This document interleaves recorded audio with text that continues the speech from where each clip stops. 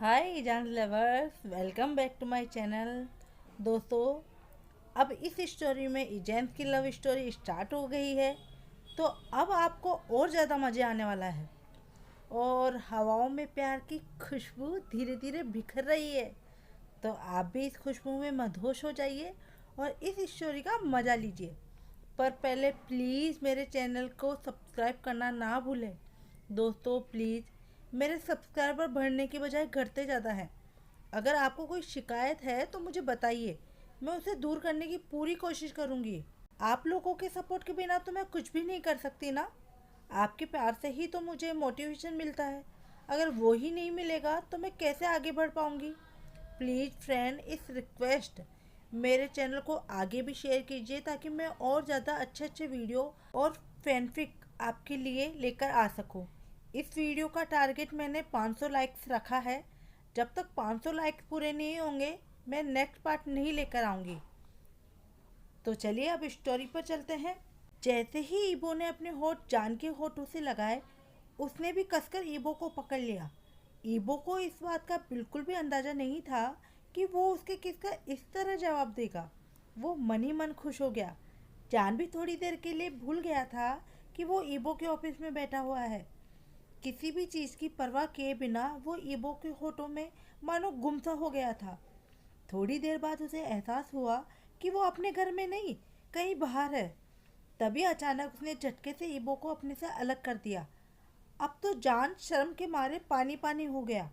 वो ईबो से नजरें नहीं मिला पा रहा था, इसलिए उसकी तरफ देखने की बजाय उसने अपना मुंह दूसरी तरफ घुमा लिया। जान के अचानक इस तरह के बर्ताव को देखकर ईबो डर गया। उसे लगा कि कहीं वो इस किस का बुरा ना मान जाए। उसने कहा कि कहीं फिर से मुझसे कोई गलती तो नहीं हो गई ना जान। जान ने कुछ नहीं कहा, पर अपना सिर हिलाकर हाँ में जवाब दिया। ये सुनकर ईबो थोड़ा सा डर गया और उसने कहा कि डोंट वरी, आगे से मैं ऐसा नहीं करूँगा। जान ने उसकी शंका का जवाब देते हुए कहा कि नहीं, ऐसी बात नहीं है। दरअसल मुझे इस बात की चिंता हो रही थी कि कहीं मुझे किस करके तुम्हें अजीब तो नहीं लगा ना। ईबो ने हंसते हुए कहा, मुझे मुझे क्यों अजीब लगेगा? मैं तो कब से तुम्हारे इन होठों को चूमना चाहता था, तुम्हारे करीब आना चाहता था। बाय द वे, तुम्हें क्यों लगता है कि किस करने के बाद मुझे अजीब लगेगा? हाँ, जान ने जवाब दिया। दरअसल ना, थोड़ी देर पहले मुझे वॉमिट हो गई थी, इसलिए मेरे मुंह से बदबू आ रही थी। That's why I think. ओ जान, सीरियसली? उसने जान के गाल पकड़ते हुए कहा कि इतनी छोटी छोटी सी बातों को लेकर तुम सोचते रहते हो। हाँ, मैं तो डर गया था कि कहीं तुम्हें फिर से किसी बात का बुरा तो नहीं लग गया। अगर ऐसी बात है तो आओ, मैं एक बार और टेस्ट करके देखता हूँ कि तुम्हारे मुंह का टेस्ट बाय द वे कैसा हो रहा है। ये सुनकर जान ने ईबो को अपने आप से अलग करते हुए कहा कि तुम भी ना कुछ भी बोलते हो, अब ज़्यादा फायदा ना उठाओ। ईबो ने पूछा कि अच्छा ठीक है, मेरी बात सुनो। अब बहुत हो गया, पर मुझे बताओ कि तुम्हें वॉमिट क्यों हुई थी? हाँ, तुम्हारी तबीयत ठीक नहीं है क्या जान? जान ने कहा कि वो खून से लथपथ वीडियो देखने के बाद मुझे वॉमिट हो गई थी। ईबो ने जान की पीठ सहलाते हुए कहा कि कौन सी वीडियो? जान ने जवाब दिया, वो 7 साल पहले जब तुम्हें हॉस्पिटल लाया गया था और हाइक्वेन तुम्हारे सिर से बहते खून को रोकने की कोशिश कर रहा था, वो वीडियो मैंने देखी। ईबो ने कहा कि ठीक है, मैं समझ गया। अब तुम्हें कुछ और बताने की ज़रूरत नहीं है। लिसन, मुझे देखो, अब मैं पूरी तरह से ठीक हूँ, पर जहाँ तक मुझे पता है ऐसी सारी वीडियो डिलीट करवा दी गई हैं। पर फिर तुम्हें कैसे मिल गई? जान ने मुस्कुराते हुए कहा कि ए, ओ ईबो, मेरे लिए ये सब बच्चों का खेल है। अब तुम्हारे आईटी एक्सपर्ट में उतनी कैपेबिलिटी नहीं है, तो इसमें मेरी क्या गलती? ये सुनकर ईबो मुस्कुराने लगा और तभी जान ने पूछा कि पर उस एक्सीडेंट के बाद तुम्हारी बॉडी के अंदर कोई प्रॉब्लम तो नहीं आई ना? ईबो ने हाइक्यून की तरफ इशारा करते हुए कहा कि ये सब उसी का किया धरा है, चाहे वो कितनी भी बातें बनाता है, पर वो एक बहुत अच्छा डॉक्टर है, इसलिए उसने मेरी बॉडी में सब कुछ ठीक कर दिया है। जान जानता था कि वो झूठ बोल रहा है, क्योंकि उसने तीनों भाइयों को आपस में बात करते हुए वीडियो में देख लिया था, पर उसने इस मसले पर अभी कुछ कहना उचित नहीं समझा। तभी इबो ने कहा कि मैं हाइक्यून से कहता हूँ कि वो आकर एक बार तुम्हें चेक कर ले। तभी जान ने उसे रोकते हुए कहा कि नो, इसकी ज़रूरत नहीं है, मुझे तुमसे अभी और बात करनी है, इसलिए प्लीज़ किसी को मत बुलाओ। इबो ने जान के हाथों को अपने हाथ में लिया और उन्हें चूमते हुए कहा कि तुम्हें जो कुछ भी कहना है तुम कह सकते हो, मैं आराम से बैठकर तुम्हारी सारी बातें सुनूंगा, पर अभी तुम्हारी हेल्थ इज़ मोर इम्पोर्टेंट जान, इसलिए तुम ऐसा मत सोचो। मुझे पता है कि तुम्हें कितना तेज बुखार है। जान ने कहा कि ओके फाइन, तुम जीत गए, पर हाइक्यून को बुलाने से पहले मैं तुमसे कुछ कहना चाहता हूँ और मैं चाहता हूँ कि तुम उसका जवाब बिल्कुल ठीक ठीक दो। एबो ने कहा ठीक है, मैं वादा करता हूँ कि मैं सच ही कहूँगा, इसलिए पूछो जो तुम पूछना चाहते हो। थोड़ी देर तक जान के मन में कुछ चल रहा था। वो सोच रहा था कि उसे ये सब पूछना भी चाहिए या फिर नहीं। तभी इबो ने कहा क्या हुआ, तुम ठीक तो हो ना? मुझे तो ऐसा लग रहा है जैसे तुम कहीं खो गए हो। तुम्हें चिंता करने की ज़रूरत नहीं है, तुम्हारे जो भी मन में है तुम पूछ सकते हो जान। जान ने इबो की आंखों में आंखें डालकर कहा कि मैंने तुम्हारे साथ इतना बुरा बिहेव किया, क्या तुमने सच में मुझे माफ़ कर दिया? क्योंकि तुम्हारे मन में अभी भी कहीं ना कहीं कुछ बचा है जो तुम मुझसे कहना चाहते हो। मुझे फ़र्क नहीं पड़ता कि वो गुस्सा है या प्यार, पर मैं चाहता हूँ कि तुम इन सब बातों का सही सही जवाब दो। इबो ने कहा जान, तुम्हें इन सब के बारे में चिंता करने की ज़रूरत नहीं है, चाहे कुछ भी हो जाए, पर मेरे मन में तुम्हारे लिए कोई गुस्सा नहीं है और ना ही कभी होगा। इसलिए चाहे तुम कितनी बार भी मुझसे सवाल कर लो, मेरा जवाब एक ही होगा। जान ने कहा पर मैंने तुम्हारे साथ इतने बुरे तरीके से बिहेव किया, क्या तुम थोड़ा सा भी नाराज नहीं हो? इबो ने जान के गाल सहलाते हुए कहा लिसन, तुमने कोई गलत काम नहीं किया है। 7 साल पहले जो भी कुछ हुआ था उसके पीछे किसी तीसरे आदमी का हाथ है। उसने हम दोनों के साथ खिलवाड़ किया था और उसने सिर्फ मेरा एक्सीडेंट प्लान नहीं किया था, बल्कि तुम्हें मारने की प्लानिंग भी की थी। इसलिए हम दोनों के बीच जो भी कुछ हो रहा था वो सब उसकी वजह से, उस शैतान की वजह से हम दोनों में 7 साल तक गलतफहमियां बनी रही और उसी के कारण तुमने ये सब किया। इसलिए ऐसा मत सोचो कि तुमने कुछ गलत किया या तुम कुछ गलत कर रहे थे। मेरी बातों का बिलीव करो, मैं एक ना एक दिन उस शैतान को ढूंढ निकालूंगा और उसके किए की सज़ा मैं उसको ज़रूर दूंगा। मैं उसे बताऊंगा कि किसी को चोट पहुंचाने का अंजाम क्या होता है।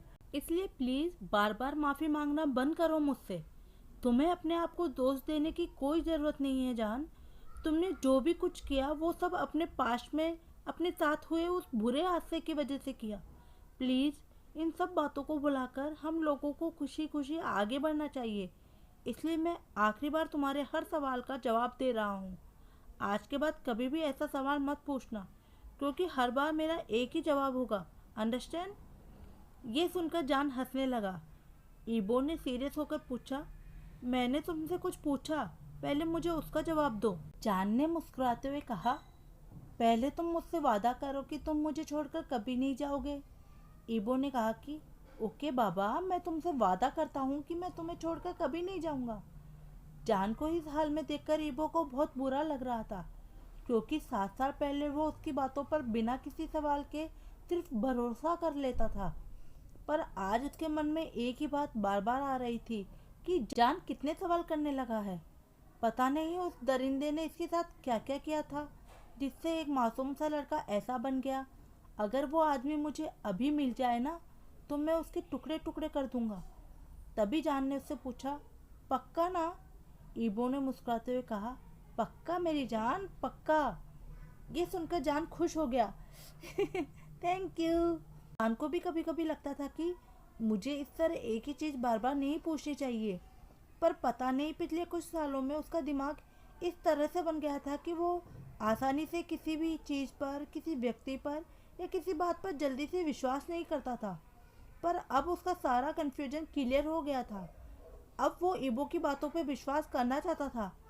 उसने अपने आप से कहा कि आगे का सफ़र इतना आसान नहीं होगा, पर अगर मुझे ईबो को पाना है तो अब मुझे सारी मुश्किलों का सामना करना ही पड़ेगा। तभी जान 7 साल पहले के बारे में सोचने लगा कि कैसे ईबो अपनी बातों से उसे मना लेता था। उसकी बातें जान के लिए पत्थर की खींची हुई लकीर होती थी। जब काफ़ी समय तक जान ने कुछ नहीं कहा तो ईबो ने उसकी गाल खींचते हुए कहा, जान, जान। जान ने कहा, आओ। हाँ बाबा, तुम्हारी बात समझ गया हूँ मैं। इन बातों को सोचकर उस समय वो रोना चाहता था, पर उसे लगा कि कहीं ईबो फिर से कुछ गलत ना समझ ले।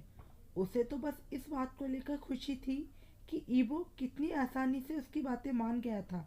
जान ने ईबो को गले लगाते हुए कहा, thank you so much Ebo, thank you so much. Ebo ने भी अब उसे कसकर अपनी बाहों में भर लिया। आखिरकार उनका सालों का इंतजार खत्म हो गया था।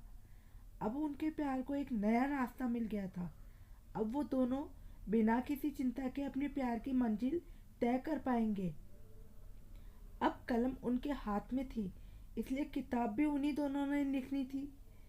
ऑफिस के अंदर जान और ईबो एक दूसरे की बाहों में थे, पर बाहर कोई खुशी के मारे उछल रहा था।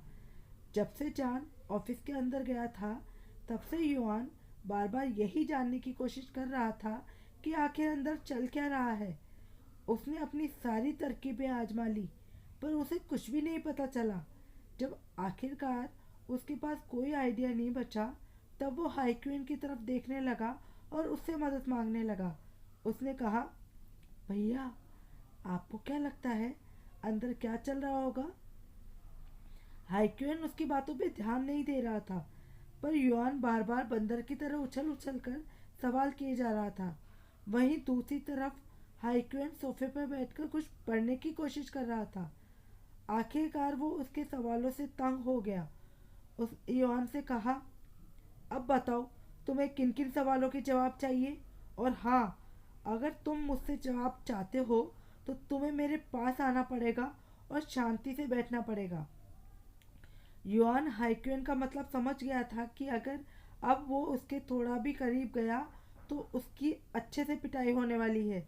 वो 2 कदम और पीछे हट गया और कहता है, मुझे पता है कि आपको मेरे ऊपर बहुत गुस्सा आ रहा है ब्रो, पर प्लीज़ मुझे अभी मत मारिएगा। आपके हाथों में बहुत ज़्यादा चोट लगी है भाई, तो प्लीज़ मुझे मारिएगा मत यार। आप मारते हो तो बहुत ज़्यादा चोट लगती है और दर्द भी बहुत ज़्यादा होता है यार, प्लीज़। हाइक्यून ने कहा, अगर ऐसी बात है तो तुम मुझे परेशान करना बंद करो, नहीं तो इसका अंजाम ना अच्छा नहीं होगा। तभी हाइक्यून ने टेबल से एक मैगजीन उठाई और उसे युआन की तरफ फेंक दी। मैगजीन जाकर युआन के पैरों पर लगी और वो जोर से चीखने लगा। हाइक्यून ने उसे डांटते हुए कहा कि ए लिसन, अब नाटक बंद करो तुम, हाँ, सभी लोग तुम्हें देख रहे हैं। युआन ने पूछा, भैया, आपको क्या लगता है कि अंदर क्या चल रहा होगा? क्या भैया और जान भैया साथ में लड़ाई कर रहे होंगे? मुझे तो लगता है कि हम दोनों को ना अंदर जाकर देखना चाहिए कि बात आगे बढ़ी, दोनों ने एक दूसरे से प्यार से बात की या फिर दोनों अलग हो जाएंगे। तभी हाइक्यून को वो बात याद आ गई जो जान ने फ़ोन पर कही थी कि अभी वो सिर्फ ईबो से बात करना चाहता है। ये सोचकर हाइक्यून ने कहा, अगर वो दोनों अकेले हैं तो उनके लिए बहुत अच्छा है, इसलिए तुम बीच में अपनी टांग अड़ाने की कोशिश बिल्कुल मत करना, नहीं तो इस बार मैं भी तुम्हें नहीं बचा पाऊंगा। इनफैक्ट मैं ही तुम्हारी पिटाई कर दूंगा। युआन को अभी भी चिंता हो रही थी, क्योंकि वो अपने आसपास के लोगों को दुखी नहीं देखना चाहता था। वो जान को भी काफ़ी पसंद करता था, भले ही वो बहुत परेशान करता था, पर कहीं ना कहीं वो अपने भाई से बहुत ज़्यादा प्यार करता था। इसलिए उसे डर था कि कहीं दोनों लड़ाई करके अलग ना हो जाए। तभी हाइक्यून का फ़ोन बजने लगा। हाइक्यून ने जैसे ही फ़ोन उठाया तो ईबो ने दूसरी तरफ से कहा कि अंदर आ जाओ हाइक्यून। हाइक्यून चिंता में युआन की तरफ देखने लगा, क्योंकि फ़ोन पर ईबो की आवाज़ कुछ ठीक नहीं लग रही थी। उसे ये डर सताए जा रहा था कि कहीं युआन की बात सच ना हो जाए। हाइक्यून के चेहरे के एक्सप्रेशन देखकर युआन ने कहा कि मेरी तरफ इस तरह से क्यों देख रहे हो भाई? मुझे प्लीज ऐसे मत देखो। मुझे आपसे डर लग रहा है। बाय द वे, अभी अभी फोन पर कौन था? हाइक्यून ने जवाब दिया, ईबो मुझे अंदर बुला रहा है। ये सुनकर दोनों बिल्कुल चुप हो गए। वो दोनों तरह तरह की बातें सोचने लगे कि कहीं अब कुछ बुरा ना हो जाए। साथ ही साथ वो कंफ्यूज भी थे कि क्या पता उन्हें कोई खुशखबरी मिल जाए। ये बात बहुत दूर तक चली गई। अब तो कंफ्यूजन अंदर जाकर ही खत्म होने वाला था कि उन्हें खुशखबरी मिलने वाली है या दोनों को कोई टेंशन मिलने वाली है। हाइक्वेन और युआन दोनों एक साथ ईबो के ऑफिस में चले गए। उन दोनों को लग रहा था कि ईबो और जान के बीच में बहुत लड़ाई हुई है। अंदर जाते ही दोनों चारों तरफ देखने लगे कि आखिर क्या क्या हुआ था। आश्चर्य की बात तो ये थी कि दोनों को ऑफिस में कहीं भी कोई सामान बिखरा हुआ नहीं दिखाई दिया। पर जैसे ही उनकी नज़र सोफे की तरफ गई तो दोनों की आंखें खुली की खुली रह गई। ईबो और जान दोनों इस तरह से एक दूसरे से चिपके हुए थे जैसे उनको किसी ने फेविकॉल से चिपका दिया है। जान ईबो की बाहों में बड़े सुकून से सो रहा था और काफी दिनों बाद ईबो के चेहरे पर भी मुस्कान थी। अपने दोनों भाइयों को इस हालत में देखकर ईबो ने कहा कि ओह, अगर तुम दोनों ने हम दोनों को अच्छी तरह से देख लिया हो तो क्या अब हम काम की बात कर ले? हाइक्वेन, मुझे तुम्हारी ज़रूरत है, पर पहले दरवाज़ा बंद कर दो। हाइक्वेन ने दरवाज़ा बंद किया और मन ही मन सोचने लगा, मैंने तो जरा सा भी नहीं सोचा था कि ऐसा होगा, पर सच में रिजल्ट तो बहुत ही बेहतरीन है। बाय गॉड जान, यू आर सो टैलेंटेड। तो वहीं दूसरी तरफ युआन को अपनी आंखों पर भरोसा ही नहीं हो रहा था। ईबो और जान को ऐसे देखकर वो समझने की कोशिश कर रहा था कि अचानक ये सब क्या हो गया। उसका मुंह खुला का खुला था और वो एकदम ऐसे देख रहा था जैसे उसने किसी एलियन को देख लिया हो। हाइक्यून ने उसका मुंह बंद करते हुए कहा कि अगर तुम्हारा हो गया हो तो अब अपने ख्यालों से बाहर आ जाओ। तुम जो भी कुछ देख रहे हो वो कोई सपना नहीं है। और हाँ, अगर ज़्यादा देर तक तुम ऐसे ही रहोगे तो फिर ईबो आकर तुम्हारा मुंह बंद कर देगा। युआन अचानक ही अपने ख्यालों से बाहर आया और वहीं चुपचाप सोफे पर बैठ गया। तभी ईबो ने हाइक्यून से कहा कि जान की तबीयत ठीक नहीं है, इसलिए प्लीज़ तुम इसे चेक कर लो। देखो जरा, इसे फीवर भी है और वॉमिट भी फील हो रही है। हाइक्यून जैसे ही उन दोनों के पास आया तो उसे समझ में नहीं आ रहा था कि वो क्या करे, क्योंकि वो दोनों एक दूसरे से इस तरह चिपके हुए थे कि हाइक्यून वाज कंफ्यूज्ड कि वो चेक करे तो कैसे। हाइक्यून ने कहा कि अब मैं ऐसे कैसे चेक करूँगा यार? या तो तुम इसे सोफे पर लिटा दो या फिर किसी दूसरे रूम में लेकर चलो, तभी तो मैं इसे चेक कर पाऊँगा ना। ईबो ने मुस्कुराते हुए कहा, ओ हाँ हाँ या श्योर, वैसे मैं नहीं कर सकता। आइक्यून को कुछ समझ नहीं आया और उसने कहा, वाट आर यू किडिंग?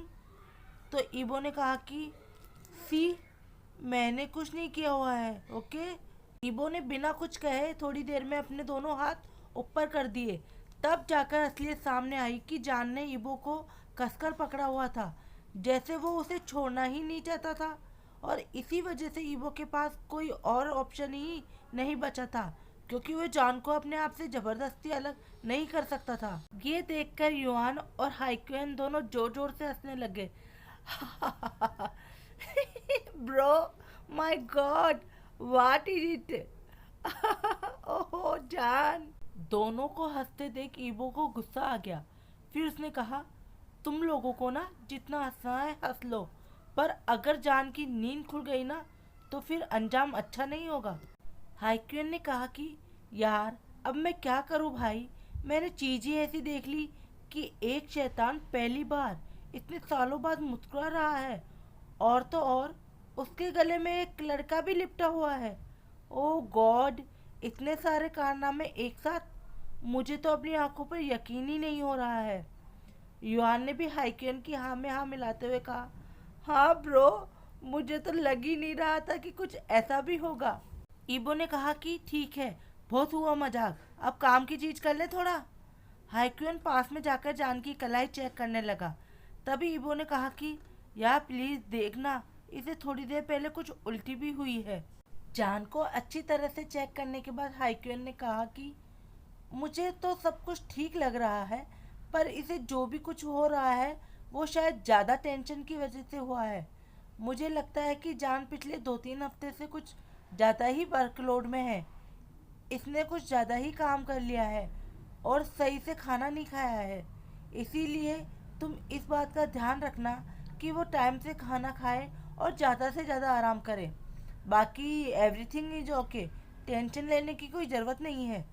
इबो मन ही मन सोचने लगा, शायद तुम भी पिछले 2 हफ्तों से मेरे जैसे पागलों की तरह ही काम कर रहे हो, पर अब चिंता करने की कोई ज़रूरत नहीं है, क्योंकि अब मैं आ गया हूँ, सब कुछ ठीक हो जाएगा जान। ईबो ने हाइक्यून से कहा कि ठीक है, मैं इस बात का ध्यान रखूँगा।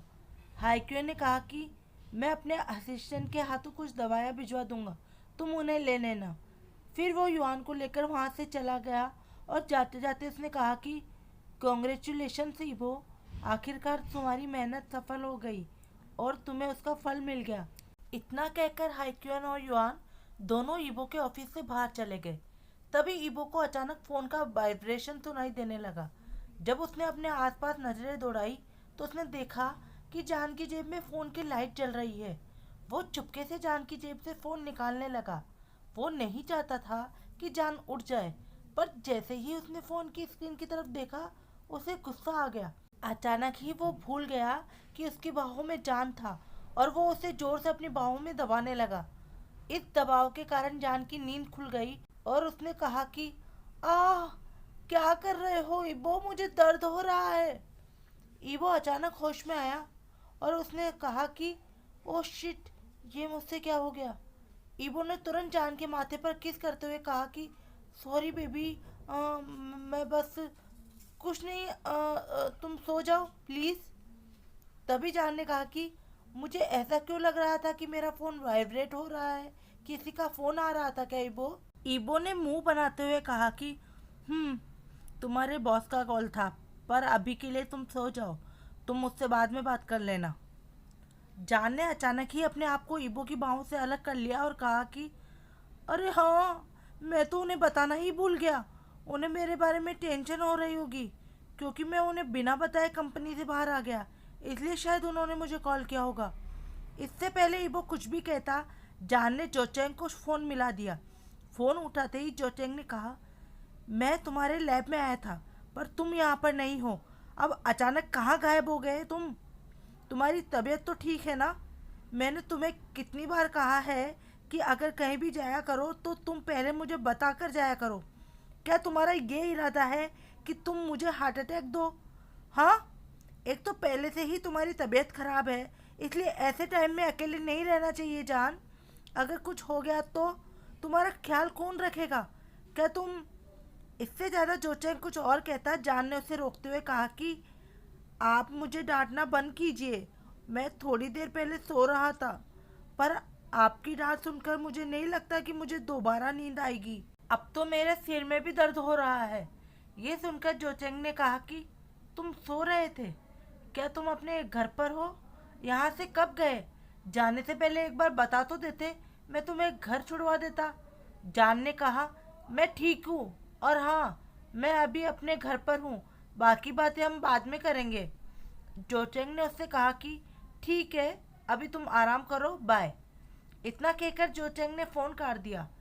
इधर ईबो का गुस्सा 7वें आसमान पर पहुंच गया था। वो जान को ऐसे घूर रहा था जैसे जान ने कोई बहुत बड़ी गलती कर दी हो, पर असल में ये ईबो की नादानी थी कि वो जोचेंग से जलता था, क्योंकि वो जान की ज़िंदगी में जोचेंग की अहमियत को नहीं समझता था कि कैसे जोचेंग ने उसकी मदद की थी। उसे तो इस बात का दर्द सता रहा था कि क्या पता अचानक कुछ और हो जाए और जान मुझे छोड़कर जोचेंग के पास चला जाए।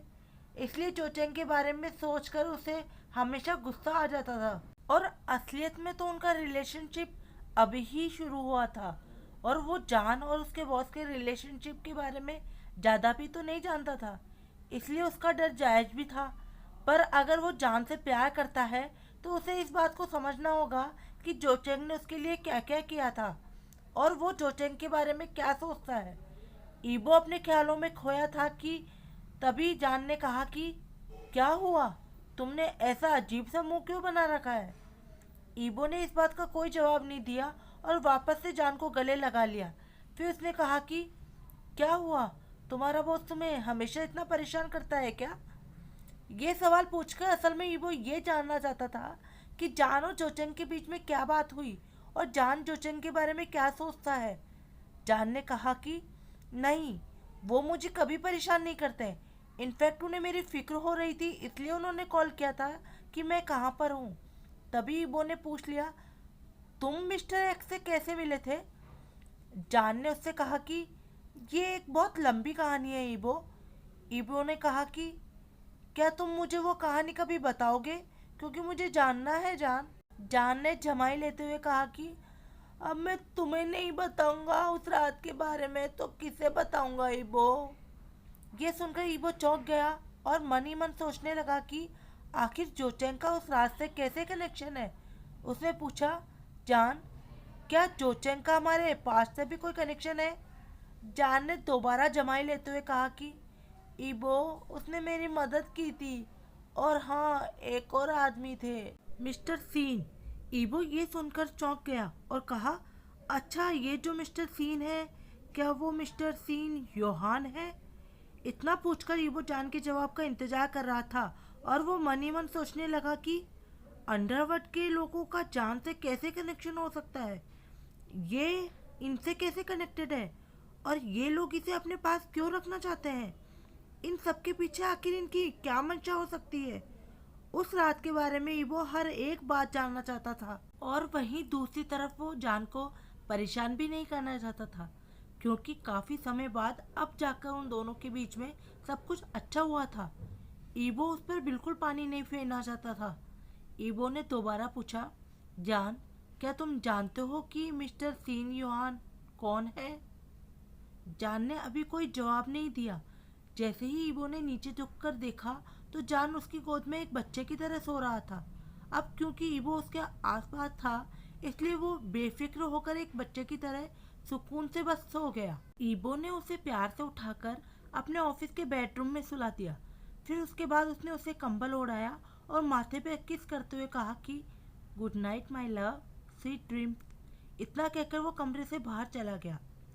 इधर जान बड़े ही आराम से सो रहा था, पर उसे पता नहीं था कि उधर वांग ग्रुप्स के कॉन्फ्रेंस रूम में इन्फिनिटी सॉफ्टवेयर को लेकर तीखी बहस चल रही थी, क्योंकि इन्फिनिटी सॉफ्टवेयर अब बहुत ज़्यादा नुकसान झेल रहा था। जब से मार्केट में इन्फिनिटी सॉफ्टवेयर की हालत खराब हो गई थी, तब से सभी इन्वेस्टर्स को चिंता हो रही थी और ईबो इन बातों पर ध्यान ही नहीं दे रहा था।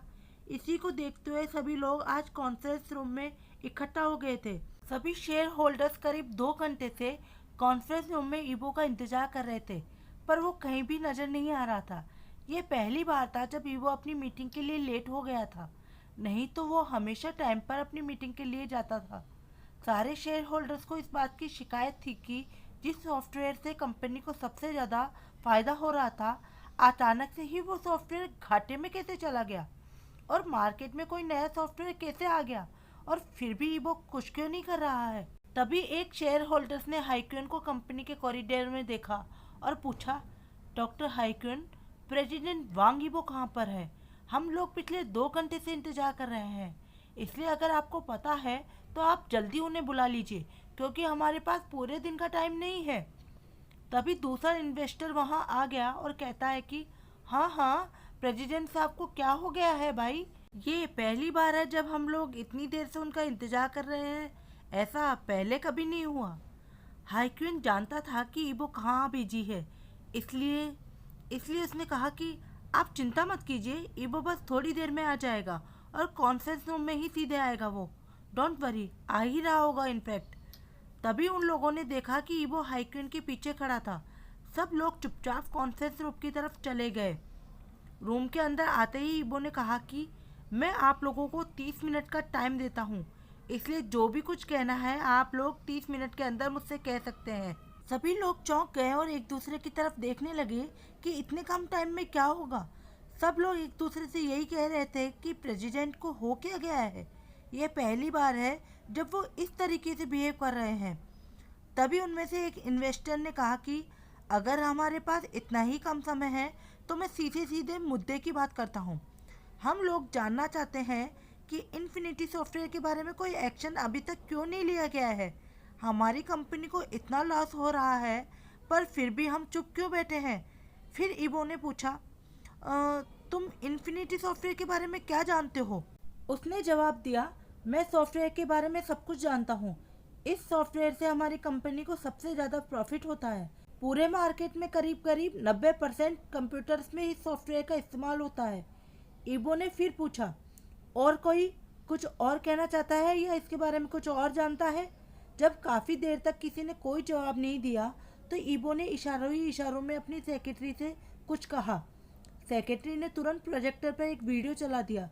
उस वीडियो में इन्फिनिटी सॉफ्टवेयर के बारे में रिपोर्ट्स देखकर सभी लोग चौंक गए, क्योंकि जब से इन्फिनिटी सॉफ्टवेयर लॉन्च हुआ था तब से वो मार्केट में टॉप पर था। पर पिछले कुछ सालों में उसकी लोकप्रियता कम हो गई थी।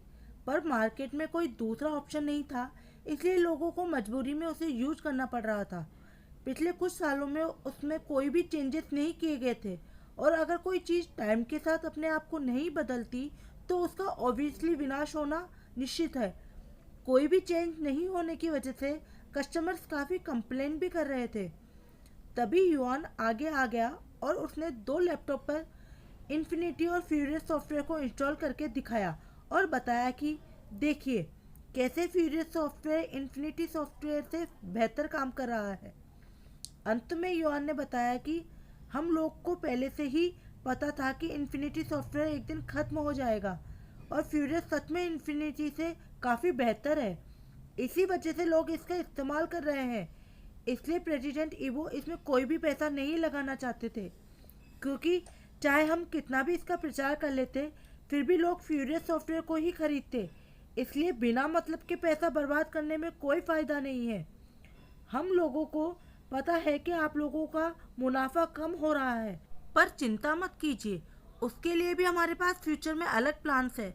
और मैं ये भी अनाउंस करना चाहता हूँ कि वांग ग्रुप इन्फिनिटी सॉफ्टवेयर को मार्केट से हटा रहा है। उसके बाद लोगों को बता दिया जाएगा ताकि लोग समय रहते दूसरे सॉफ्टवेयर खरीद सके।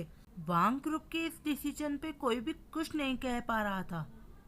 आज के लिए इतना ही दोस्तों। सॉरी फ्रेंड, बट 500 लाइक्स की मेरी रिक्वेस्ट को पूरा कर दीजिएगा। मैं जानती हूँ कि मैं थोड़ी लालची हो गई हूँ, पर आप लोगों के प्यार के लिए लालची होना तो बनता है ना। तो फिर हो जाइए मेरे साथ और इस सफ़र को और शानदार बना दीजिए। प्लीज़ दोस्तों, वीडियो पसंद आया हो तो लाइक कीजिए, शेयर कीजिए और मेरे चैनल को सब्सक्राइब करना ना भूलें। Thank you so much for your love and support. Love you all. Thanks for watching. Bye bye.